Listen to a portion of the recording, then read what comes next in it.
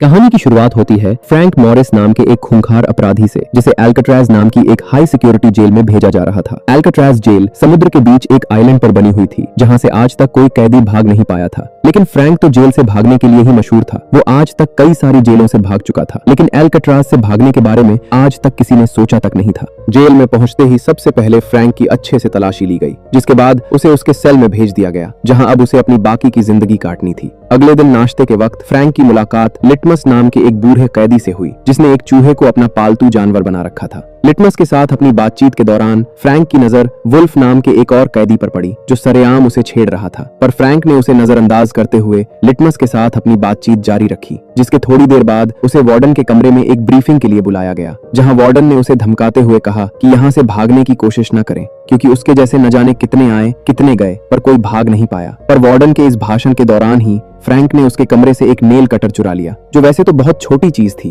पर वो जानता था कि अल्काट्राज जैसी जेल में एक छोटी सी चीज भी बहुत काम आ सकती है। और इसीलिए फ्रैंक ने अपने सेल में वापस आते ही उस नेल कटर को बाइबल के अंदर छुपा दिया। थोड़ी देर बाद एक ग्रुप शावर के दौरान वुल्फ एक बार फिर फ्रैंक के पास आया और उसने दोबारा से उसे छेड़ना शुरू कर दिया।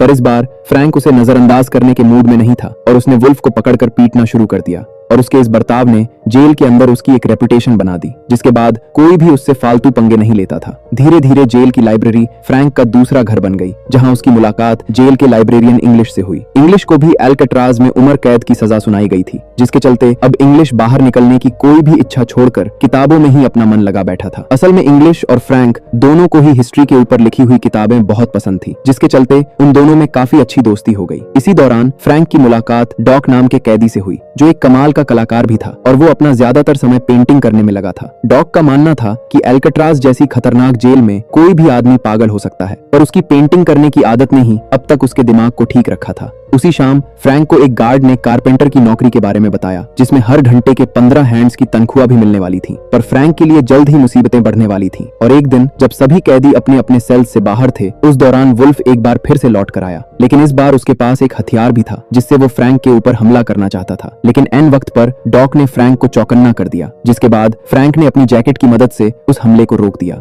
अब वुल्फ और फ्रैंक के बीच लड़ाई छिड़ गई और जब गार्ड्स ने उन्हें रोकने की कोशिश की तो वुल्फ ने गार्ड पर भी हमला कर दिया, जिसके बाद उन दोनों को डी ब्लॉक की सॉलिटरी कन्फाइनमेंट में भेज दिया गया। सॉलिटरी कन्फाइनमेंट में कैदी को अकेले रखा जाता था। ये एक पिंजरा था जहां कोई भी कैदी नहीं जाना चाहता था, और अब फ्रैंक को इस पिंजरे में सिर्फ अपने आप को बचाने की वजह से जाना पड़ रहा था। इस बात से उसे बहुत गुस्सा आ रहा था। 2 हफ्ते तक उसी पिंजरे में रहने के बाद जब फ्रैंक को आजाद किया गया तो लिटमस ने अपने चूहे के जरिए फ्रैंक को खुश करने के लिए एक वेलकम नोट भेजा। वापस आने के बाद फ्रैंक की अपने पड़ोसी चार्ली से भी दोस्ती हो गई, जो वहां एक बहुत बड़ी चोरी की सजा काट रहा था, और उसने फ्रैंक को बताया कि उसे बॉर्डर क्रॉस करके भागने का बहुत ज्यादा दुख था, क्योंकि उसकी इसी गलती ने उसके जुर्म को और बड़ा बना दिया। अगले दिन वार्डन ने बिना किसी को बताए जेल का दौरा करने का फैसला किया, जिस दौरान उसे कैदी के सेल में अपनी तस्वीर दिखाई दी, जो पहले तो उसे बहुत पसंद आई, पर अगले ही सेकंड उसने जेल से डॉग की बनाई हुई सभी पेंटिंग्स को बाहर निकालने का आदेश दिया। और उसके इस फैसले ने डॉग को अंदर से पूरी तरह तोड़ दिया, क्योंकि डॉग सिर्फ अपनी पेंटिंग्स के सहारे ही जिंदा था। वो अपनी बनाई हर एक पेंटिंग से बहुत प्यार करता था।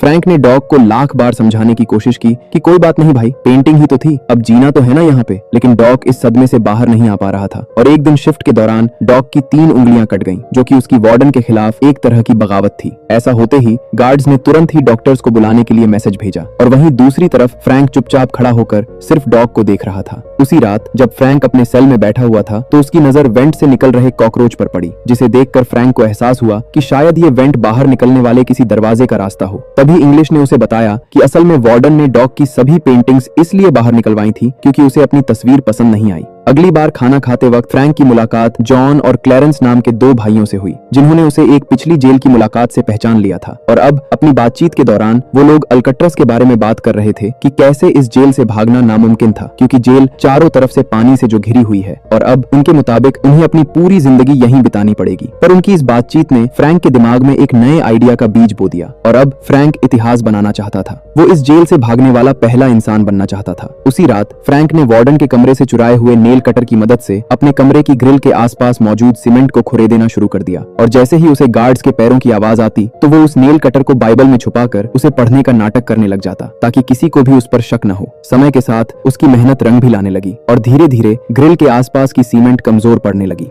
उधर मुलाकात के समय जब इंग्लिश और चार्ली अपने परिवार वालों से मिलने के लिए गए तो इंग्लिश अपनी बेटी से बात करने में काफी हिचकिचाता था, क्योंकि उसकी बेटी उसकी गैर मौजूदगी में काफी बड़ी हो चुकी थी और इंग्लिश को अपनी बेटी का बचपन न देख पाने का बहुत ज्यादा अफसोस था। इधर अपनी बीवी से मुलाकात के वक्त चार्ली को अपनी बूढ़ी माँ की बिगड़ती हुई तबीयत के बारे में पता चला, और डॉक्टर के मुताबिक चार्ली की माँ के पास अब सिर्फ कुछ महीने ही बचे हुए थे, और इसी चीज ने चार्ली के मन में अल्कट्रस से भागने की इच्छा पैदा की। अगली सुबह नाश्ते के दौरान फ्रैंक ने जॉन और चार्ली के सामने अपना जेल से भागने का प्लान रखा। फ्रैंक के मुताबिक खारे पानी और हवा ने जेल की इमारत को काफी कमजोर कर दिया था, जिसके चलते वे लोग सीमेंट को कुरेद कर वेंटिलेशन ग्रिल्स को निकाल सकते हैं, जिसके बाद वो उन्हीं ग्रिल्स से होते हुए पाइपलाइंस तक पहुंचकर वहां से भाग जाएंगे। पर बात अभी भी वहीं अटकी हुई थी कि जेल से तो निकल जाएंगे, समुद्र पार कैसे करेंगे। इस पर फ्रैंक ने कहा कि क्लैरेंस जेल के कपड़ों के डिपार्टमेंट में काम करता है, तो वो वहां से एक एक करके कभी रेन कोट और थोड़ी बहुत रबर सीमेंट चुरा सकता है। इस सब की मदद से मुझे लाइफ बोट और लाइफ जैकेट बनानी आती है, भरोसा करो मेरे ऊपर। फ्रैंक का प्लान सभी को काफी पसंद आया और उन सभी ने एक साथ मिलकर इस प्लान पर काम करने का फैसला किया। फ्रैंक हर रोज की तरह अपने सेल में सीमेंट को निकालने में लगा हुआ था, और इस बार चार्ली भी उसके साथ था, जो अपने सेल से बाहर नजर रखे हुए था, ताकि किसी गार्ड को उनके प्लान के बारे में पता न चले। इधर फ्रैंक का काम तो हो रहा था, पर नेल कटर छोटा होने की वजह से उसको चलाने में बहुत ज्यादा समय लग रहा था और मेहनत भी बहुत ज्यादा हो रही थी।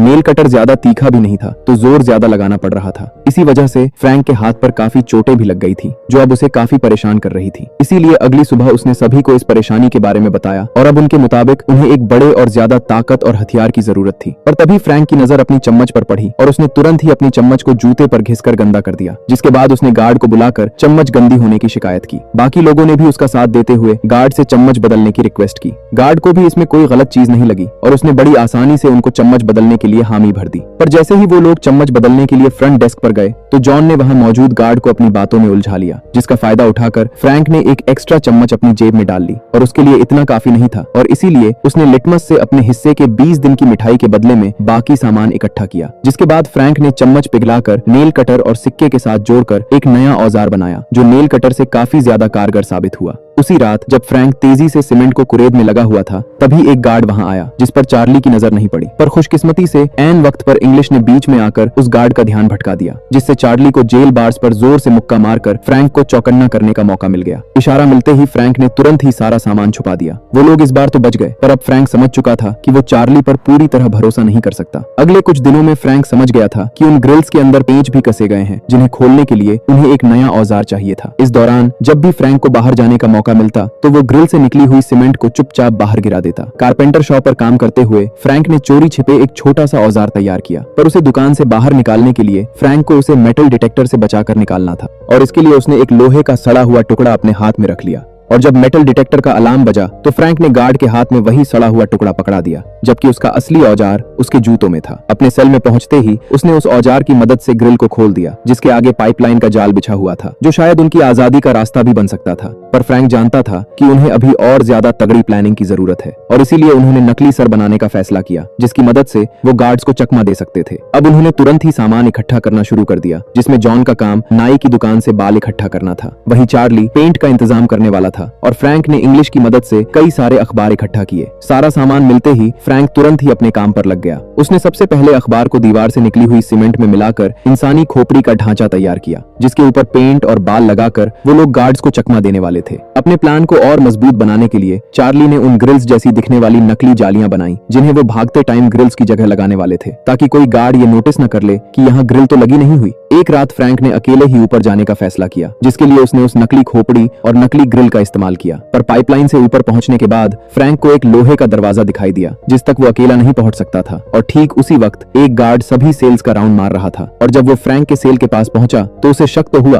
पर इसके बावजूद भी वो लोग किसी तरह से बच गए। लेकिन अब उन्हें समझ आ गया था कि उनके प्लान में कुछ बदलाव की जरूरत है। अगली सुबह फ्रैंक और चार्ली ने पिछली रात हुए हादसे के बारे में बात की, पर तब तक जॉन और क्लैरेंस ने भी अपनी अपनी नकली खोपड़ी बना ली थी, जिसके बाद सभी ने इसी प्लान के साथ आगे बढ़ने का फैसला किया। उसी रात जॉन और चार्ली एक बार फिर से उसी लोहे के दरवाजे के पास गए और एक दूसरे की मदद से वो लोग दरवाजे तक पहुंच गए, जिसे पकड़ते ही उन्हें एहसास हुआ कि वो लोग इस दरवाजे को काट सकते थे, पर इसके लिए उन्हें काफी एडवांस टूल्स की जरूरत थी। अगले दिन म्यूजिक क्लास के दौरान चार्ली की नजर एक पुराने पंखे पर पड़ी, जिसे देखते ही उसे लगा कि वो लोग इसका इस्तेमाल एक औजार की तरह कर सकते हैं, और इसीलिए उसने अपने हिस्से की सारी मिठाई के बदले में लिटमस के साथ सौदा कर लिया। अब पंखे को क्लास से बाहर ले जाने के लिए चार्ली ने उसे एक इंस्ट्रूमेंट बॉक्स में डाल दिया, जिसकी मदद से वो लोग आसानी से बाहर आ गए। वो पंखा जैसे ही फ्रैंक के हाथ लगा तो वो तुरंत ही उसे एक औजार बनाने में लग गया, जिसके बाद वो लोग दोबारा उस लोहे के दरवाजे पर गए और इस बार अपने इस नए औजार की मदद से उन्होंने वो दरवाजा काट दिया। इस बीच उनसे शोर भी काफी हुआ, जिसकी आवाज गार्ड्स तक पहुंची भी, पर गार्ड्स ने ज्यादा न सोचते हुए उसे नजरअंदाज कर दिया। इधर फ्रैंक और उसके साथियों का रास्ता बन चुका था, जिसके बाद उन्होंने मंगलवार की रात को दुनिया की सबसे सुरक्षित जेल अल्कैट्राज से भागने का फैसला किया। पर मंगलवार सुबह नाश्ते के दौरान फ्रैंक ने डॉग की याद में टेबल पर एक फूल रख दिया, जिस पर तुरंत ही वार्डन की नजर पड़ गई और उसने फ्रैंक को जेल के उसूल याद दिलाते हुए उस फूल को कुचल दिया। वार्डन के इस बर्ताव से सबसे ज्यादा गुस्सा